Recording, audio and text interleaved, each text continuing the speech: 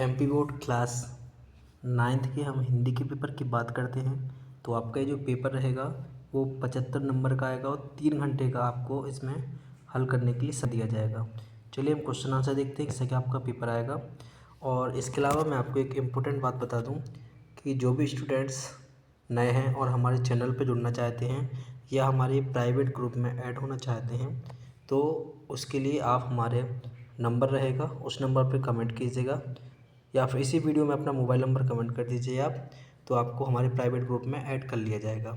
अब पेपर के क्वेश्चंस की बात करते हैं तो इस तरह के आपके क्वेश्चंस आएंगे। पहले नंबर तो आपके 5 ऑब्जेक्टिव आएंगे, इसके बाद 5 आपको 6 रिक्त स्थान दिए जाएंगे। जैसे पहला लिखा है कि एक भारतीय आत्मा खालिस्तान को कहा जाता है तो माखनलाल चतुर्वेदी को। दूसरा लिखा है कि रौद्र रस का स्थायी भाव क्या है तो क्रोध रहेगा, मतलब कि एक रस से क्वेश्चन पूछा जाएगा।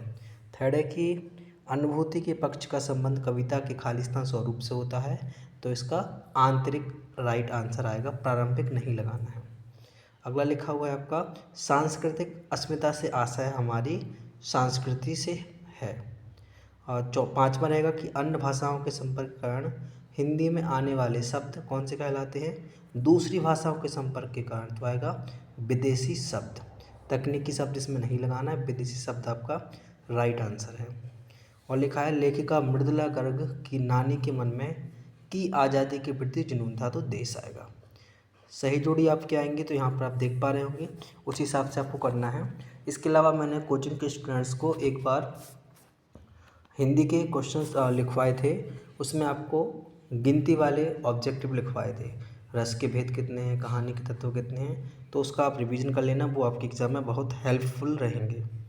एक शब्द में उत्तर आपको बिल्कुल सरल पूछे जाएंगे, यहाँ में कुछ दिए गए हैं तो आप उनको देख लीजिए, इतने कठिन नहीं आएंगे। पहला लिखा है कि ज्ञान की तुलना किससे की गई है तो हाथी से। स्थायी भाव को जागृत करने वाले कारक क्या कहलाते हैं। साहित्यक पुरख किसे कहा गया, इन क्वेश्चन को आपको करना है। इसके बाद ये आपके रिक्त स्थान है कि हिंदी साहित्य का स्वर्ण किसे कहा गया है तो भक्तिकाल को। और अगर बोला जाए कि हिंदी साहित्य का स्थापत्य कला के किसे कहा गया है तो लिखना है आपको रीतिकाल को। सुमित्रानंदन पंत का जन्म कहाँ हुआ था तो कौसानी गांव में।